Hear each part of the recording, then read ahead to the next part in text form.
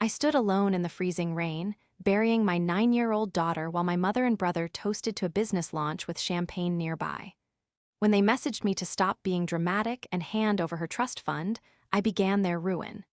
This is where the story truly begins, and you won't want to miss what happens.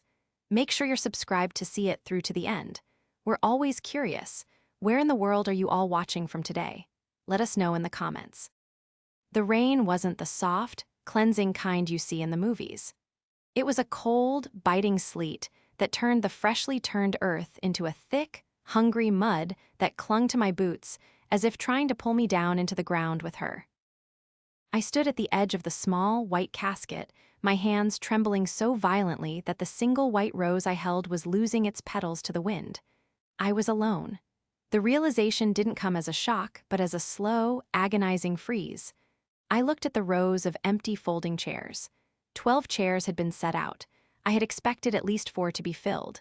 My mother, Margaret, my brother, Aaron, my sister-in-law, maybe a cousin. But as the minister cleared his throat, his eyes filled with a pity that felt like a slap in the face. The only person standing there besides me was Christopher, my late husband's old friend and attorney. He stood 10 paces back, holding a black umbrella, his face a mask of solemn grief, but he wasn't family. Not by blood. My phone buzzed in my coat pocket. It had been buzzing for 20 minutes. I had ignored it, thinking it was perhaps a delayed florist or a neighbor offering condolences I couldn't yet process. But the vibrations were persistent, rhythmic, and demanding. I shouldn't have looked. I should have kept my eyes on the casket, on the final moment I would ever be this close to my sweet Maya. But the silence of the cemetery was so heavy that the buzzing felt like a scream. With numb fingers, I pulled the device out. There was a photo in my notifications from my mother. It was a group shot. There was Margaret, draped in her favorite silk scarf, holding a crystal flute of amber bubbles. Beside her was Aaron, grinning broadly, his arm around a man I recognized as a local property developer. They weren't at a wake. They weren't even at home. The background was the polished marble and gold leaf of the new Vance and Associates headquarters, the firm Aaron had been trying to launch for 3 years on my dime. Beneath the photo was a text from Margaret. "The launch is a huge success. Everyone is asking where you are. We're doing the ribbon cutting now. Stop being dramatic about the timing, Maria. This is a once-in-a-lifetime moment for your brother. By the way, we need to talk about the trust papers. This is urgent. Call me the second the service is over." I stared at the screen. The sleet blurred the letters, but the words burned into my retinas. Stop being dramatic. My daughter, the girl who loved drawing sunflowers and had a laugh that could brighten the darkest room, was being lowered into the dirt, and my mother thought my presence at her grave was a performance.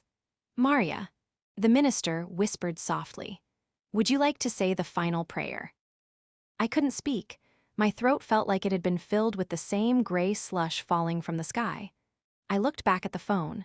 Another text popped up. This one was from Aaron. "Sis, seriously. Mom said you're pulling the grieving mother card to skip the opening. We have investors here. If they see the family isn't united, the deals fall through. We need that $950K trust injection to finalize the lease. Don't be selfish. Maya wouldn't have wanted you to ruin this for us." My heart didn't just break, it hardened. It calcified into something sharp and dangerous. They weren't just absent, they were predatory. They were waiting for the body of my child to grow cold so they could pick her bones for the inheritance my husband had left behind to ensure her future. A future she would never see. I dropped the rose. It didn't land gracefully. It fell into the mud, its white petals immediately stained brown. I didn't cry. The tears had been used up over the last 6 months in hospital rooms and midnight vigils. Instead, a cold, clinical clarity washed over me. I am a forensic accountant. I spend my life looking for the cracks in people's stories. I spend my days finding where the money is hidden and where the lies begin. I looked up at the gray sky, the wind whipping my hair across my face. My family had chosen champagne over a child's funeral. They had chosen greed over grief. They thought they knew me. They thought I was the reliable one, the one who would always bail them out, the one who would roll over because I was too broken to fight back. I looked at Christopher. He saw the change in my eyes. He stepped forward, closing the umbrella slightly as he reached my side. "Maria, are you all right?" I tucked the phone back into my pocket. I felt a strange, terrifying sense of peace. The world was quiet, save for the sound of the dirt hitting the lid of the casket. "I'm fine, Christopher," I said, my voice sounding like it belonged to a stranger. In fact, I've never been more certain of what needs to happen next. I turned away from the grave. I didn't look back. I had a daughter to honor, and I realized now that the best way to honor her wasn't with flowers, but with justice. My family thought they were celebrating a beginning today. They had no idea that I was about to give them the end they deserved. The betrayal was worse than the diagnosis itself. The drive back from the cemetery was a blur of gray highway and rhythmic windshield wipers. Christopher drove in silence, sensing that any words would be like throwing pebbles at a collapsing building. I sat in the passenger seat, my hands folded neatly in my lap, staring at the raindrops racing down the glass. I wasn't thinking about the funeral anymore. I was thinking about the $950K. That money wasn't just a number on a ledger. It was the result of my late husband's brilliance and his paranoia. He had been a partner at a top-tier estate law firm, and he had seen the worst of humanity, families tearing each other apart over silver spoons and vacation homes. When he was diagnosed with the heart condition that eventually took him, he spent his final weeks not in a bed, but in his study, drafting documents that were as much a shield as they were a legacy. He had known my family. He had watched Aaron borrow money for a failed car wash, a failed app, and a failed clothing line. He had watched Margaret guilt-trip me into paying for her wellness retreats, while I was working 60-hour weeks to keep our house. He never said a word to them, but he spoke to me through the law. When I pulled into my driveway, the house looked smaller than I remembered. It was a beautiful craftsman, the kind of home people call sturdy. I walked inside, the silence of the foyer hitting me like a physical weight. No small shoes kicked off by the door, no humming from the kitchen. My phone rang. It was Margaret. I debated letting it go to voicemail, but I needed to hear it. I needed to hear the sound of the bridge burning. "Maria." Finally, Margaret's voice was high-pitched, strained through a fake cheerfulness that set my teeth on edge. In the background, I could hear the clink of glasses and the low hum of a crowd. "I was beginning to think you turned your phone off entirely. Did everything go okay?" "You know, the service." "The service was quiet, Mother," I said, my voice flat. "I was the only one there, aside from Christopher." "Well, you know how it is," she said, her tone shifting instantly to the defensive. "Aaron's launch was scheduled months ago. These investors don't wait for anyone. It's about the future, Maria. We have to look forward." Maya would have been so proud of her uncle. He's finally doing it. He's a CEO. "He's a man who couldn't find an hour to say goodbye to his niece," I replied. "Oh, don't start with the guilt, Maria. It's so exhausting," Margaret sighed. I could almost see her rolling her eyes, adjusting her pearls. "We are all grieving in our own way. My way is supporting my living son so he doesn't end up in the poorhouse. Now, about the trust. Aaron's office lease requires a proof of funds by 5 p.m. today. I've already contacted the bank, but they said your signature is required as the primary executor. I'll send a courier over with the papers. The trust is for Maya, Mother. It's her inheritance." "Maria, honey, let's be realistic." Margaret's voice dropped into a cooing, patronizing register. "Maya doesn't need it anymore. And you have your job, your house, you're fine, but the family name is at stake here. Aaron has worked so hard. If he doesn't get this capital, the office space goes back on the market and he loses his deposit. It's $950,000 sitting in an account doing nothing. It's just paperwork." "It's not just paperwork to me." "Don't be difficult. You're being dramatic because you're emotional." "I get it, but this is business. This is urgent. Sign the papers, and we can all have a nice dinner next week to celebrate Aaron's success and remember Maya." "Okay." I looked at the framed photo on the mantel. Maya at the beach, her face smeared with ice cream, leaning against her father. They were both gone, and the woman on the other end of the line was treating their memory like a line item she wanted to delete. "I'll look at the papers, Margaret," I said softly. "Good, "That's my girl. The courier will be there in 20 minutes. Don't keep him waiting." She hung up without saying goodbye. I walked to my home office and sat at the desk. I didn't wait for the courier. I opened my laptop and logged into the secure portal Christopher had set up for me months ago. I began to pull up the trust documents, the real ones. As a forensic accountant, I've spent years deconstructing the urgent demands of people like my mother. I know that when someone says it's just paperwork, it usually means there's a clause they haven't read or a truth they're trying to hide. I scrolled through the dense legal jargon of the Maya Rose Trust. Most people see a wall of text. I see a map. I saw the distribution schedules, the tax indemnities, and the asset allocations. But then I found it. Section 14, 2, the Covenant of Familial Responsibility. My husband had been a genius. He hadn't just left money, he had left a test. I felt a cold shiver run down my spine, but it wasn't from the rain. It was from the realization of what I was holding. My mother and brother were so blinded by the glimmer of the $950K that they hadn't bothered to look at the fine print. They thought they were the beneficiaries if Maya passed. And technically, they were under very specific, very strict conditions. I leaned back in my chair, staring at the screen. The sleet continued to drum against the window, a relentless, steady beat. My family thought they had won because I was alone at a grave. They thought my grief made me weak, a soft target for their manipulation. But they had forgotten one crucial thing. I wasn't just a grieving mother. I was the person who knew exactly where every cent they had ever touched came from, and I was the only person who knew exactly how it was all about to vanish. To understand why my mother and brother felt entitled to Maya's legacy, you have to understand the dynamic of the Vance family. For 30 years, I was the support beam. When my father walked out, I was the teenager who took a second job at the grocery store so Erin could have the latest sneakers and Margaret could keep her hair appointments at the salon. When I married my husband, David, they saw him not as a son-in-law, but as a walking ATM. David was kind, perhaps too kind initially. He paid for Erin's gap year in Europe, which turned into 3 years of wandering. He paid for Margaret's kitchen remodel. He did it because he loved me, and he knew how much I craved a functional, happy family. But then Maya got sick. The day of the diagnosis, the world stopped spinning for me. I expected my family to be the net that caught us. Instead, they were the weights that pulled us down. Margaret would visit the hospital, but only to complain about the uncomfortable chairs or to tell me how stressed she was by the whole situation. Erin would call, but only to ask if I could talk to David about a short-term loan for his latest business idea. While I was sleeping on a cot in a pediatric oncology ward, Erin was leasing a luxury SUV he couldn't afford.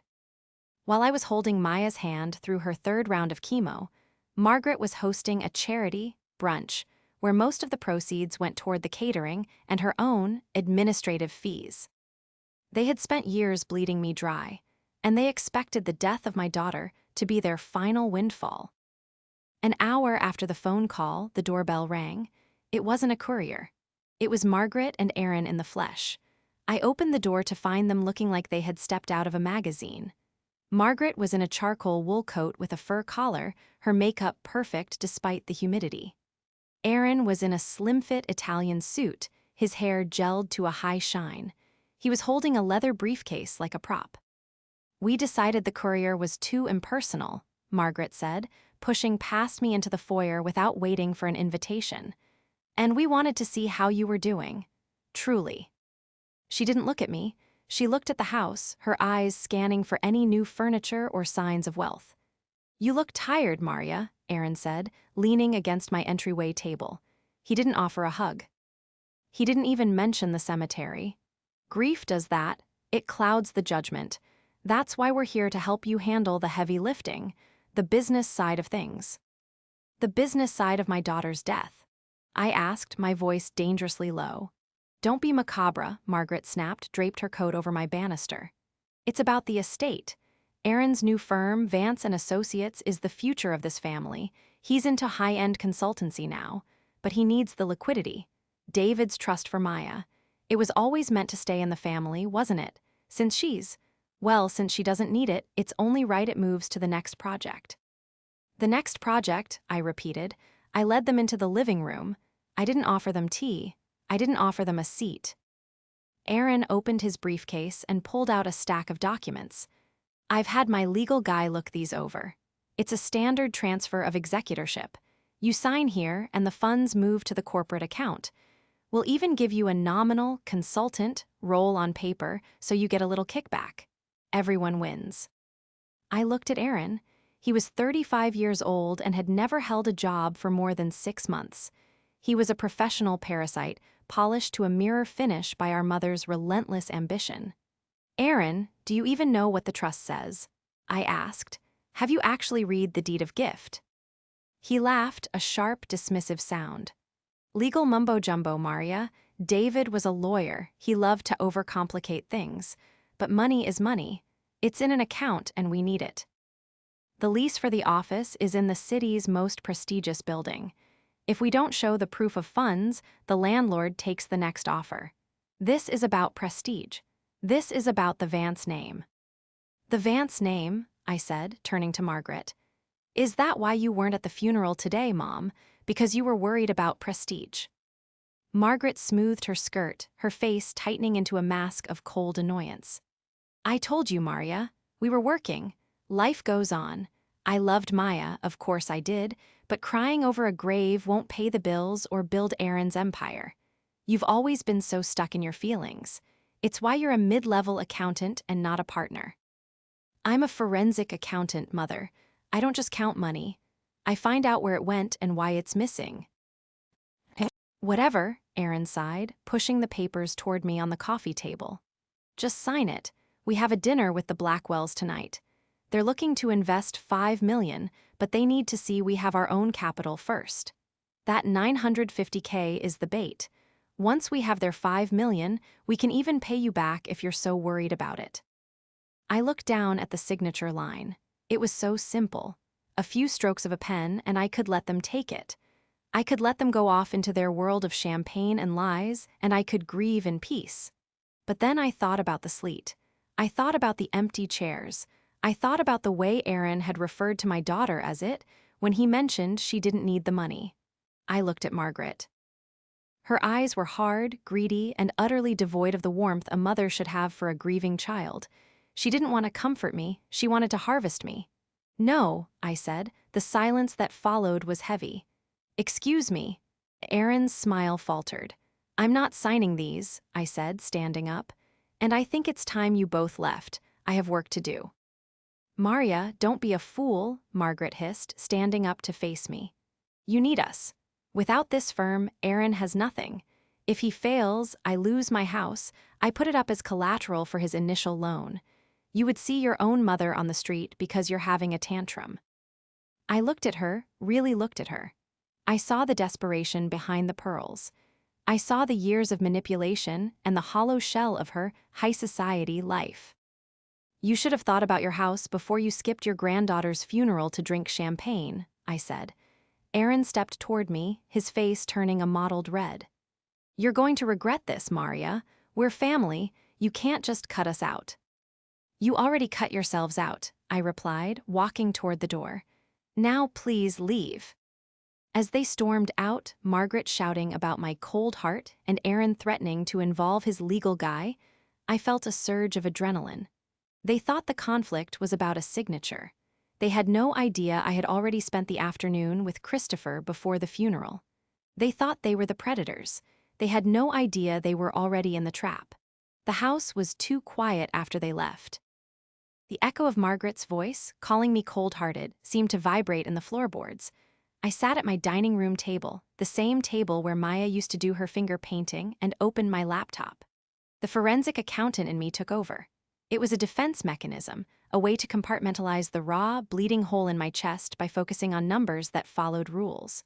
People lie. Numbers, if you look at them long enough, always tell the truth. I called Christopher. He answered on the first ring. I assume they've been there, he said, his voice a calm anchor. They just left.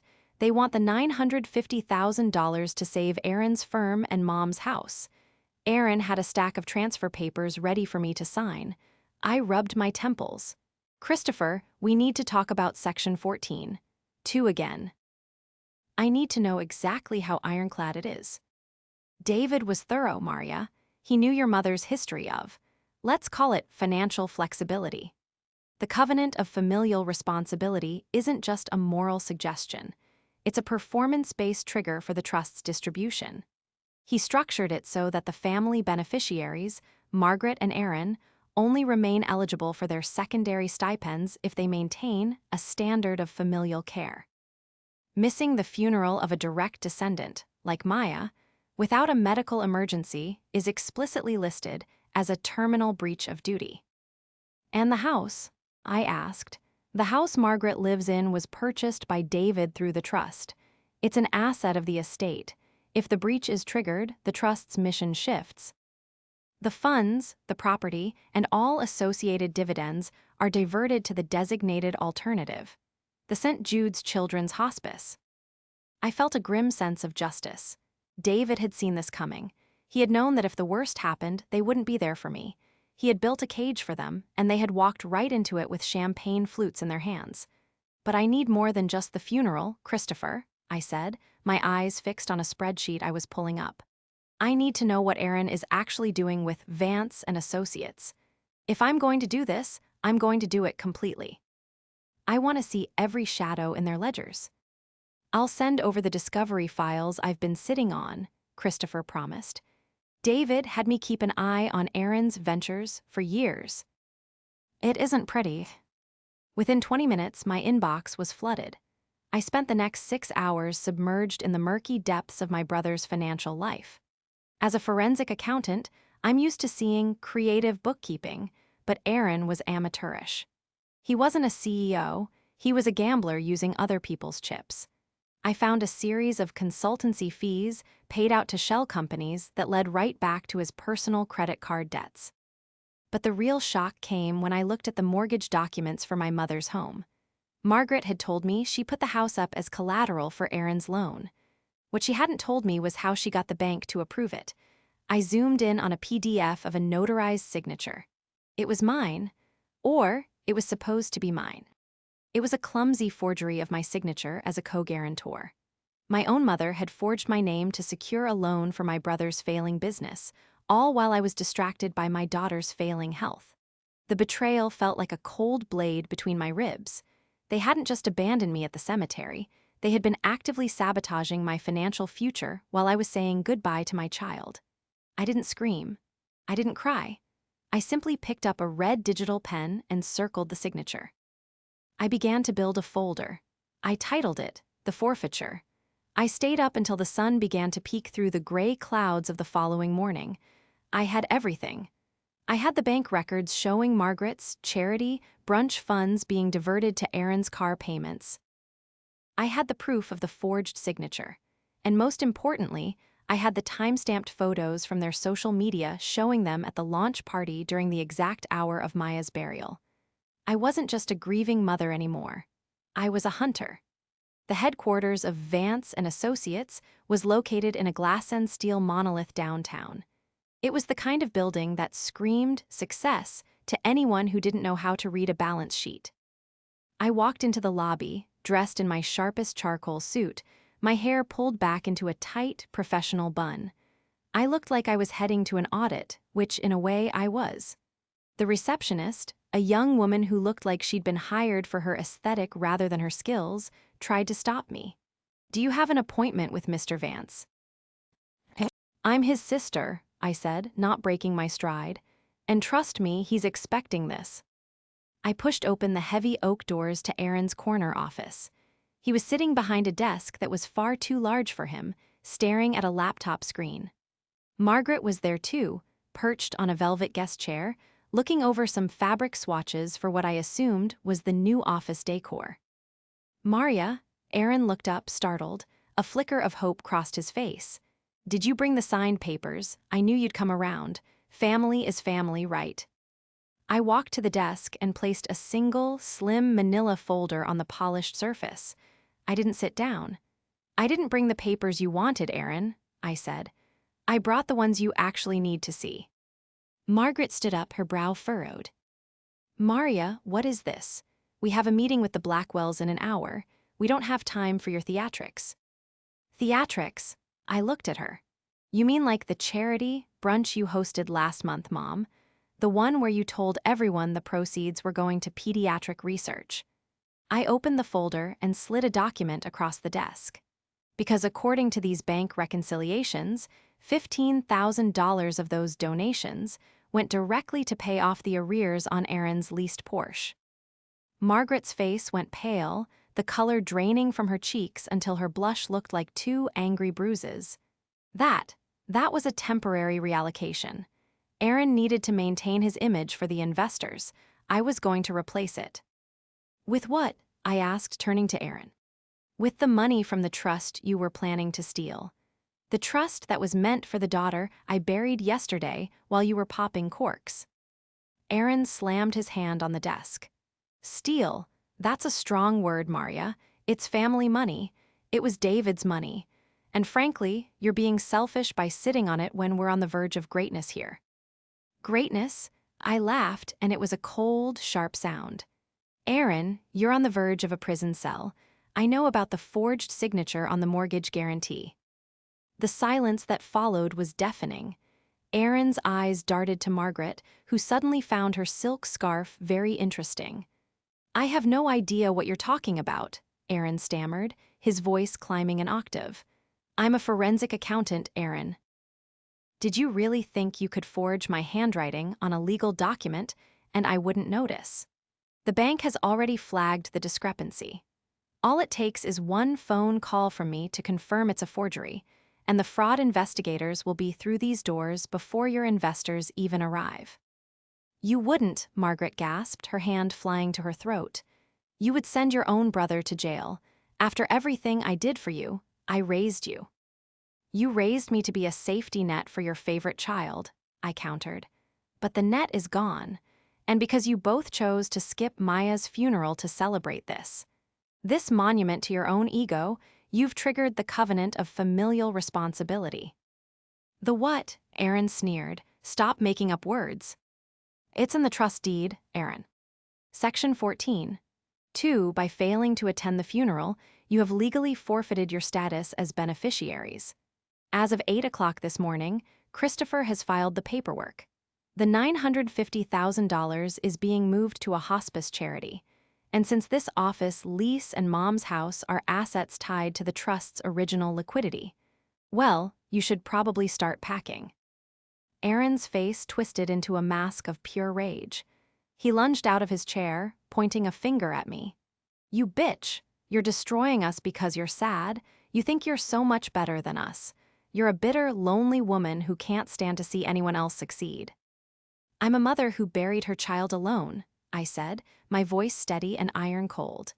And you're a fraud who couldn't even manage a clean forgery. Get out. Margaret shrieked, her voice cracking. Get out of this office. You're no daughter of mine. I'll fight this. I'll tell everyone what you are. Go ahead, I said, picking up my folder. But tell them quickly.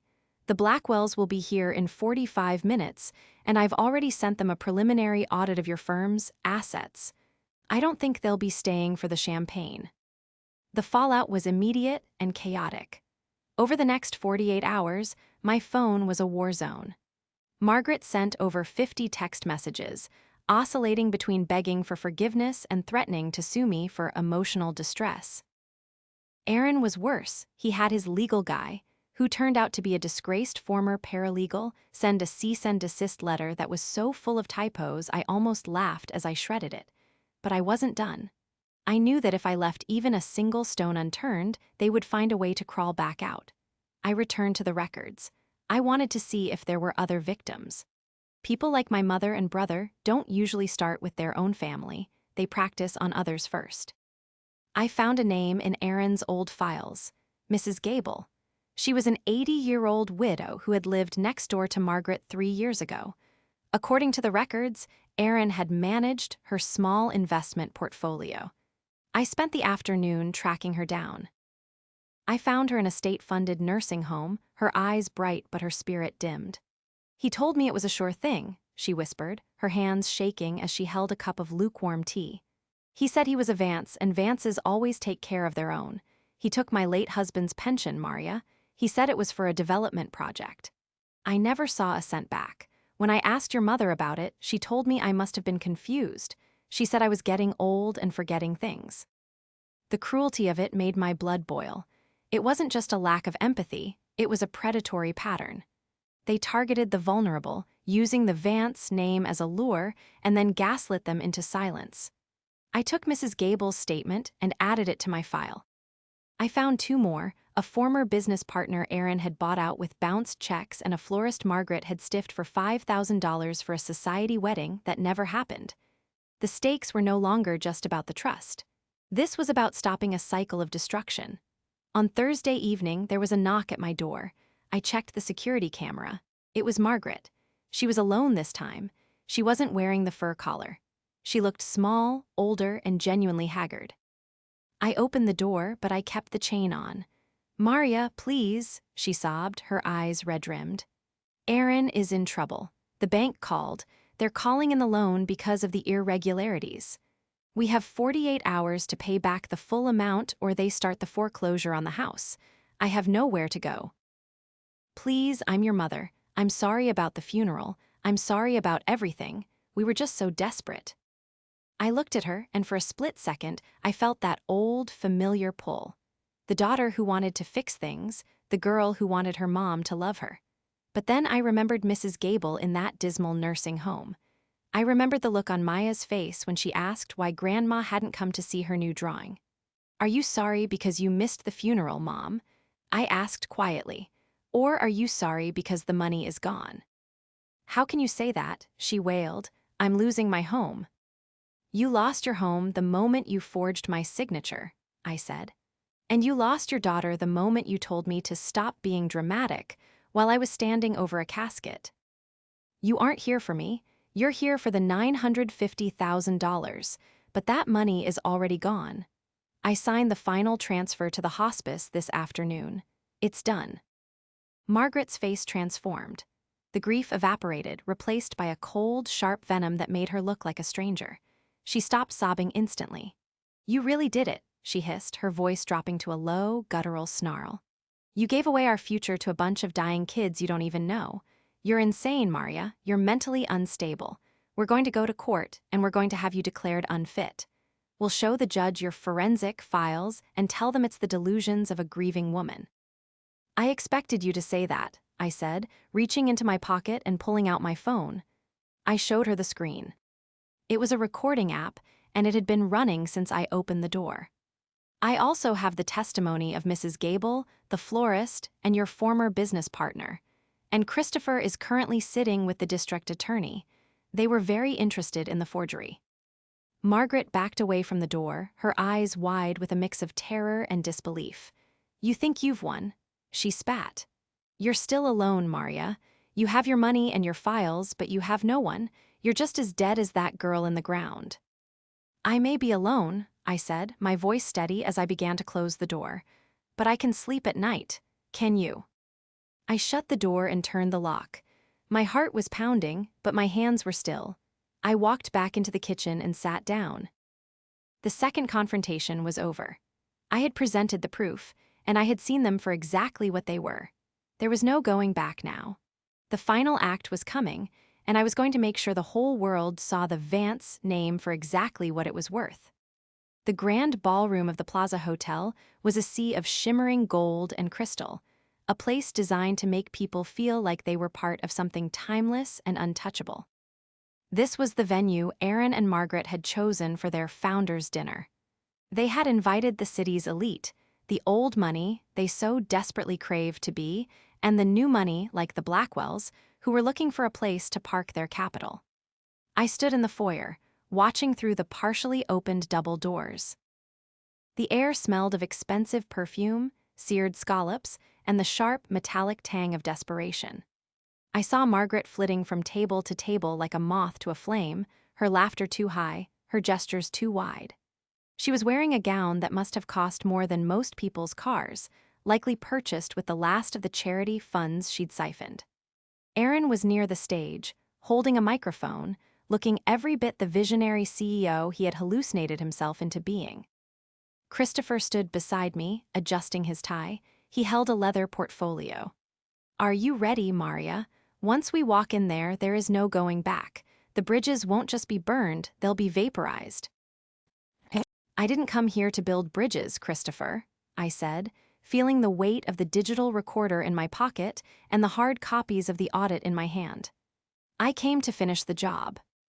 As Aaron began his speech, his voice booming through the speakers about legacy and the strength of the Vance family bond, I signaled to the tech booth. I had spent the afternoon consulting with the venue's AV technician, a young man who was more than happy to help once I showed him the unpaid invoices Aaron had left at his father's small printing shop. Aaron reached his crescendo. "And so, as we look toward a future of unprecedented growth, I want to thank the two women who made this possible. My mother, Margaret, and my sister, Maria, who, though she couldn't be here tonight due to her own personal struggles, has been the backbone of our financial structure." That was my cue. I pushed the doors open. The heavy wood thudded against the walls, drawing every eye in the room toward the back. I walked down the center aisle, the clicking of my heels on the marble floor the only sound in the sudden silence. Aaron's face went from triumph to terror in 3 seconds. He gripped the microphone so hard his knuckles turned white. "Maria, what are you doing here? You're not on the guest list." "I'm the executor, Aaron," I said, my voice projected by the clip-on mic Christopher had helped me secure. "And as you just told everyone, I'm the backbone of your financial structure." So, I thought I'd provide the room with a real-time update on our unprecedented growth. "Maria, stop this," Margaret hissed, scurrying toward me, her eyes darting to the Blackwells who were watching with rapt, horrified attention. "You're making a scene. You're unwell. Please, someone help her." "I've never been more sane, Mother," I said, stopping at the front of the room. I looked up at the giant projector screen behind Aaron. "Technician, if you please." The screen flickered to life. It wasn't the glossy promotional video Aaron had prepared. It was a side-by-side comparison of the Vance and Associates ledger and the personal bank statements I had spent 48 hours decoding. Red lines began to crawl across the screen, highlighting the consultancy fees that matched Aaron's gambling debts. The room gasped. I heard Mr. Blackwell stand up, his chair scraping harshly against the floor. "What is this?" Blackwell demanded, his voice a low growl. "Vance, explain this." "It's a lie," Aaron shouted, his voice cracking into a shrill register. "She's grieving. She's trying to ruin me because she's jealous." "Then explain this, Aaron," I said, pointing to the next slide. It was a high-resolution scan of the mortgage document. I zoomed in on the forged signature. "This is my name, forged by my own family to secure a loan for a firm that has no assets, no clients, and no future. And here," I clicked a button, "is the recording of our conversation from 48 hours ago." The speakers crackled. Margaret's voice filled the ballroom, cold, sharp, and hateful. "You really did it. You gave away our future to a bunch of dying kids you don't even know. We'll show the judge your forensic files and tell them it's the delusions of a grieving woman." The silence that followed was absolute. It was the kind of silence that precedes a landslide. Margaret looked like she was shrinking. Her expensive gown suddenly looked like a costume that didn't fit. She looked around the room, searching for a friendly face, but she found only the cold, judgmental stares of the people she had spent decades trying to impress. "And finally," I said, my voice echoing in the vast space, "for those of you wondering about the Vance legacy, I have one final piece of business. As the executor of the Maya Rose Trust, I am officially serving notice of the covenant of familial responsibility breach. Because Aaron and Margaret Vance chose this party over their own granddaughter's funeral, they have forfeited all claims to the family estate. Christopher." Christopher stepped forward and handed a stack of legal envelopes to Aaron. "You're being served, Aaron. Forgery, embezzlement, and a civil suit for the recovery of funds stolen from the Gable estate. And Margaret, you have 48 hours to vacate the trust-owned property." Aaron dropped the microphone. It hit the stage with a deafening thud that rang through the speakers like a gunshot. He looked at the Blackwells, then at me, his face a mask of pathetic, impotent fury. "You destroyed everything," he whispered, loud enough for the front row to hear. "No, Aaron," I said, turning to walk away. "I just stopped you from destroying anyone else."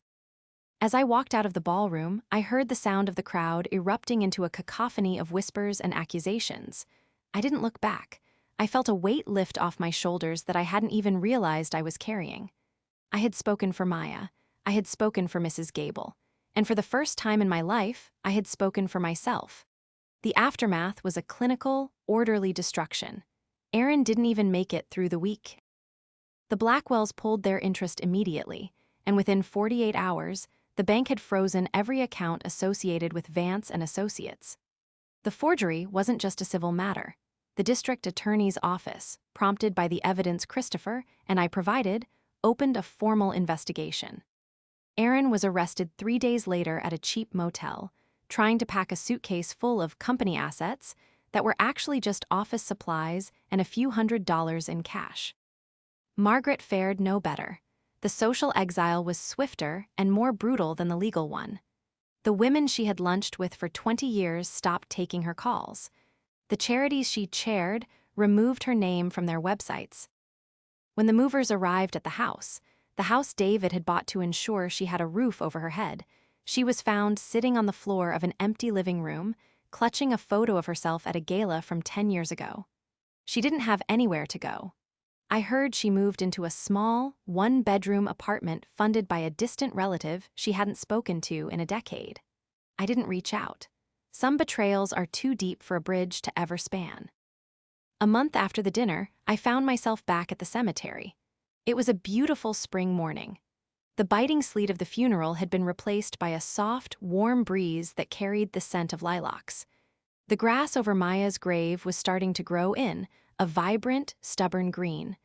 I sat on a small stone bench nearby, a notebook in my lap. For the first time in years, I wasn't looking at spreadsheets or bank statements. I was looking at the flowers. Christopher walked up the path, holding 2 cups of coffee.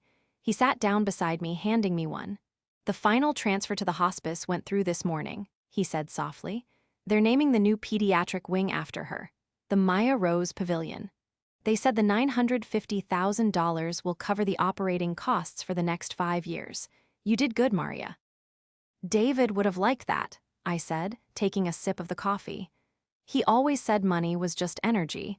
You have to make sure it's moving in the right direction." "And what about you?" Christopher asked. "What's your next move?"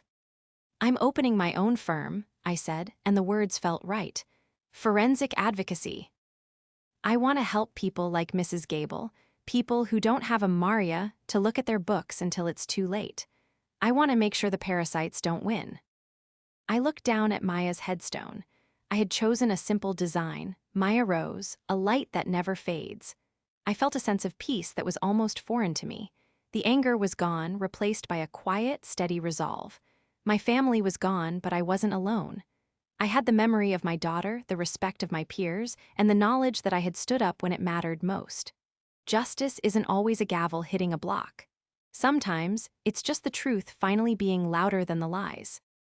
I stood up, brushed the grass from my skirt, and looked at the horizon. The sun was high, and the world was wide. I had spent so long being the support beam for people who didn't deserve to stand. Now, finally, I was standing on my own. And for the first time, the view was beautiful.